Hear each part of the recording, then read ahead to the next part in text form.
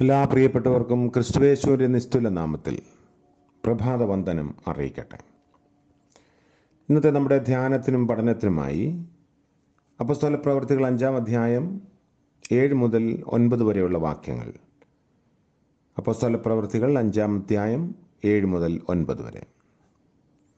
ഏകദേശം 3 മണി നേരം കഴിഞ്ഞപ്പോൾ അവൻ്റെ ഭാര്യ ഈ സംഭവിച്ചതൊന്നും അറിയാതെ അകത്തു വന്നു.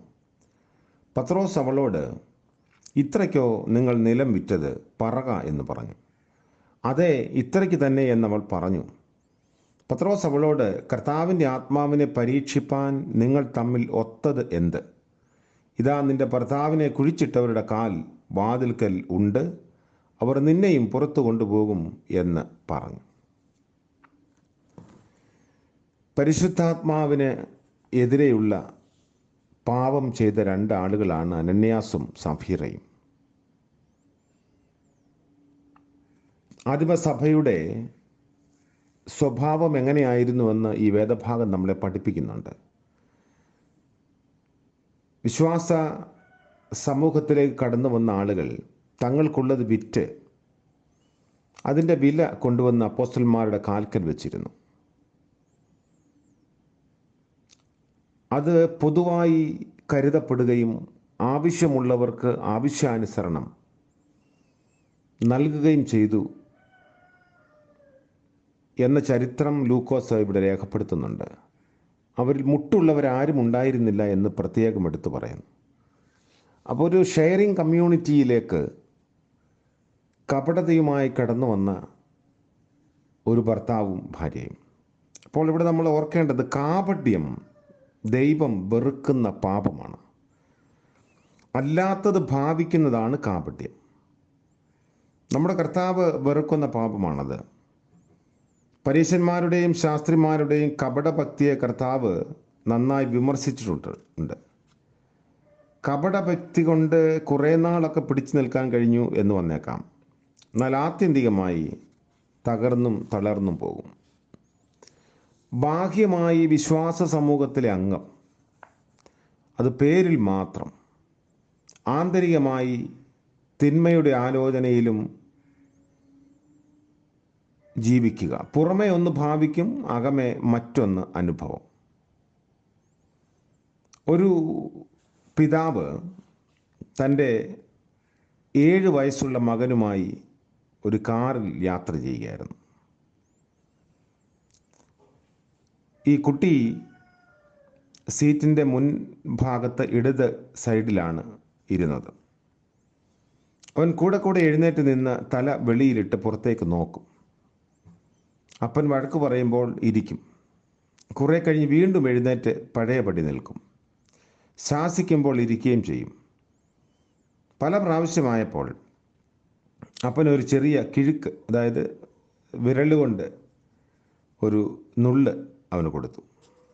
ഉടനെ ഇരുന്നു. ശാന്തനായിരിക്കുന്ന മകനോട്, കിട്ടേണ്ടത് കിട്ടിയപ്പോൾ നീ ഇരുന്നു എന്ന് അപ്പൻ ചോദിച്ചു. മകൻ്റെ മറുപടിയും, outwardly I am sitting, inwardly I am standing. പുറമേ ഞാൻ ഇരിക്കുകയാണ്, അകമേയോ ഞാൻ നിൽക്കുകയാണ്. അനന്യാസ് സഫീറ ദമ്പതികൾ പുറമേ വിശുദ്ധന്മാരുടെ ഗണത്തിൽ, അകമേ സാത്താൻ്റെ പൂണിയിലുമാണ്. ഇത് ഒരിക്കലും ദൈവം പൊറുക്കുന്നതല്ല. രണ്ടാമത്തെ ഒരു കാര്യം, ഒരു കൂട്ടായ്മയ്ക്ക്, ക്രിസ്തീയ കൂട്ടായ്മയ്ക്ക് സുതാര്യത വളരെ ആവശ്യമാണ്. വെളിച്ചത്തിലുള്ളവരായി നടക്കുന്നു എങ്കിൽ നമുക്ക് തമ്മിൽ കൂട്ടായ്മയുണ്ട് എന്ന് വിശുദ്ധ യോഹന്നാൻ പറഞ്ഞിരിക്കുന്നത് വളരെ ശ്രദ്ധേയമാണ്. 1 യോഹന്നാൻ 1:7.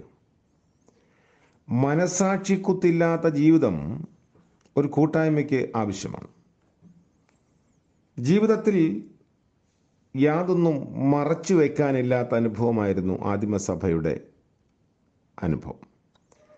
മറ്റൊരു വിധത്തിൽ പറഞ്ഞാൽ, ജീവിതം സുതാര്യമാകണം. ആഫ്രിക്കയിലെ വിശ്വാസികളുടെ ഇടയിൽ ഒരു ചൊല്ല് ഇങ്ങനെ നിലവിലുണ്ടായിരുന്നു: live in a house without walls. ഇടപെത്തിയില്ലാത്ത വീടുകളിൽ പാർക്കുക. അതായത് കൂട്ടായ്മയ്ക്ക് തടസ്സമായ യാതൊന്നും പാടില്ല എന്നർത്ഥം. വിശ്വാസികളുമായുള്ള കൂട്ടായ്മയ്ക്ക് തടസ്സം വരത്തക്ക വിധം ഇടഭിത്തി ഉണ്ടായ സംഭവമാണ് അനന്യാസും സഫീറായും ചെയ്യുന്നത്. സുതാര്യതയില്ലാത്തതിൻ്റെ പേരിൽ കുടുംബ ബന്ധങ്ങൾ തകർന്നുപോയ എത്രയോ അനുഭവങ്ങൾ നമ്മുടെ സമൂഹത്തിലുണ്ട്. ക്രിസ്തീയ വിശ്വാസത്തിൻ്റെ പൊരുൾ വായിച്ചറിയാൻ സഹായിക്കുന്ന പത്രമായി നമ്മൾ കാണപ്പെടണം. ഭിന്നിച്ചിരിക്കുന്ന മനസ്സാണ് ഭിന്ന സ്വഭാവത്തിന് കാരണം. നമ്മുടെ ഉണ്മ വ്യക്തമാക്കുന്ന വിധത്തിൽ സുതാര്യമായി നമ്മുടെ ജീവിതത്തെ ക്രമീകരിക്കണം. മനുഷ്യൻ്റെ മുൻപിൽ ചിലതൊക്കെ മറയ്ക്കാൻ നമുക്ക് കഴിഞ്ഞേക്കാം. ദൈവത്തിൻ്റെ ദൃഷ്ടിയിൽ യാതൊന്നും മറച്ചു വെക്കാൻ കഴിയില്ല. അവൻ്റെ മുൻപിൽ സകലവും നഗ്നവും മലർന്നതുമാണ്. തോണിയിൽ കാൽ ചവിട്ടിയുള്ള യാത്ര അപകടമാണ്. രണ്ട് യജമാനന്മാരെ സേവിക്കാൻ സാധിക്കില്ല. അതായത് ദൈവത്തെയും മാമോനെയും ഒരുപോലെ സേവിക്കാൻ സാധിക്കില്ല. അങ്ങനെ സേവിച്ച ദമ്പതികളുടെ ചരിത്രമാണ് അനന്യാസ് സഫീറ ദമ്പതികളുടെ ജീവിതം. തങ്ങളുടെ കാപട്യം വെളിവാക്കപ്പെട്ടതിലുള്ള ആഘാതവും പത്രോസിൻ്റെ കർക്കശ ഇടപാടും മൂലമുണ്ടായ ഒരു ഹൃദയാഘാതമായിരിക്കണം അവരുടെ പെട്ടെന്നുള്ള മരണകാരണം എന്ന് ചിന്തിക്കുന്ന ആളുകളുണ്ട്. ഇത് ദൈവത്തിൻ്റെ പ്രവൃത്തിക്ക് മനുഷ്യൻ്റെ യുക്തി കണ്ടുപിടിക്കുന്ന ഉത്തരം എന്ന് മാത്രമേ പറയാൻ സാധിക്കുള്ളൂ. അടുത്ത ഒരു ചിന്ത, പാപം ദൈവത്തിനെതിരായ പാപമാണ്. നിശ്ചിത കൽപ്പനകളുടെ ലംഘനമാണ് പാപം എന്ന് നാം ചിന്തിക്കുന്നു. എന്നാൽ നാം അനുഭവിക്കുന്ന അനുഗ്രഹങ്ങൾ വസ്തുവകയായാലും മറ്റ് താലന്തുകളായാലും എല്ലാം ദൈവത്തിൻ്റെ ദാനമാണെന്നും അത് തിരിഹിതമനുസരിച്ച് വിനിയോഗിക്കേണ്ടതാണെന്നും അവയ്ക്കെതിരായി ചെയ്യുന്നത് എന്തും പാപ സ്വഭാവമാണ് എന്ന് നമ്മൾ മനസ്സിലാക്കണം. നമ്മൾ അവയുടെ കാര്യവിചാരകന്മാർ മാത്രമാണ്. ദൈവം മുൻപാകെ കണക്ക് നൽകേണ്ടവരാണ്. അനന്യാസ് സഫീറ ദമ്പതികൾ അനുഭവിച്ചുകൊണ്ടിരുന്ന വസ്തു അത് വിൽക്കുന്നതിന് മുൻപും അവരുടേതായിരുന്നു. വിറ്റ ശേഷം ഒരു പങ്ക് മാറ്റിവെക്കേണ്ട ഒരു കാര്യവുമില്ല. അവരെ ആരും നിർബന്ധിക്കുന്നില്ല. ദൈവത്തിൻ്റെ ദാനം ദൈവഹിതമല്ലാതെ വിനിയോഗിക്കുന്നത് ദൈവത്തിനെതിരായ പാപമാണ്. ചെയ്യുന്ന കാര്യങ്ങൾ ചെറുതായാലും വലുതായാലും ലാഘവത്തോടെ കൈകാര്യം ചെയ്യുന്നതും പാപമാണ്. ദൈവം നാം ഓരോരുത്തരിലും അർപ്പിച്ചിരിക്കുന്ന പ്രതീക്ഷയ്ക്കനുസരിച്ച് നിലകൊള്ളാതിരിക്കുന്നതും പാപമാണ്. തെറ്റിനെതിരായി പരിശുദ്ധാത്മാവിൻ്റെ വിലക്ക് നമ്മിൽ അനുഭവിക്കാറുണ്ട്. മറികടന്ന് അതിനെതിരായി ചെയ്യുന്നത് പരിശുദ്ധാത്മാവിനെതിരെയുള്ള പാപമാണ്. അനന്യാസ് സഫീറ ദമ്പതികൾ നൽകുന്ന ഭയനിർദ്ദേശം സ്വീകരിച്ച് ജീവിതം ക്രമപ്പെടുത്താൻ നമുക്കുമിടയാകണം. ഇന്ന് ദൈവത്തിന് നമ്മെക്കുറിച്ചുള്ള പ്രതീക്ഷ എന്താണ്? നമ്മിൽ നിന്ന് ദൈവം എന്താണ് ഇന്ന് ആവശ്യപ്പെടുന്നത്? അതുകൊണ്ട് അത് തിരിച്ചറിയാനുള്ള ഒരു കൃപ ലഭിക്കണമേ എന്ന് പ്രാർത്ഥിക്കാം. ദൈവത്തിൻ്റെ പ്രതീക്ഷയ്ക്കനുസരിച്ച് നിലകൊള്ളാൻ ഇന്നത്തെ പകൽക്കാലം ദൈവത്തിൻ്റെ ആത്മാവ് നമ്മളെല്ലാവരെയും സഹായിക്കട്ടെ എന്ന് പ്രാർത്ഥിക്കാം. കാരുണ്യവാനായ വാഴ്ത്തപ്പെട്ട ഞങ്ങളുടെ സ്വർഗീയ പിതാവേ, മനോഹരമായ മറ്റൊരു പ്രഭാതത്തിലേക്ക് ഞങ്ങളെ അവിടുന്ന് നടത്തിയല്ലോ. രാത്രിയിൽ ലഭിച്ച നിദ്രയ്ക്കായും വിശ്രമത്തിനായും സ്തോത്രം. അങ്ങയുടെ ദാനമായ ഉറക്കവും ഉണർവും ഞങ്ങൾ അനുഭവിച്ചു. സാധ്യതകളുടെയും നന്മകളുടെയും പുതിയ പുലരിയിലേക്ക് പ്രവേശിച്ച് കർത്താവിൻ്റെ ആലോചനയ്ക്ക് കീഴ്പ്പെട്ട് ഇന്നത്തെ പകൽക്കാലം ജീവിപ്പാൻ ഞങ്ങൾക്ക് ലഭിച്ച അവസരത്തിനായും സ്തോത്രം. ഇന്ന് അവിടുന്ന് ഞങ്ങളിൽ നിന്ന് പ്രതീക്ഷിക്കുന്നത് എന്തെന്ന് തിരിച്ചറിയാനുള്ള വിശാലത നൽകണമേ. ദൈവത്തിൻ്റെ പ്രതീക്ഷയ്ക്ക് ഒത്ത് ജീവിപ്പാൻ ഞങ്ങളെ സഹായിക്കണമേ.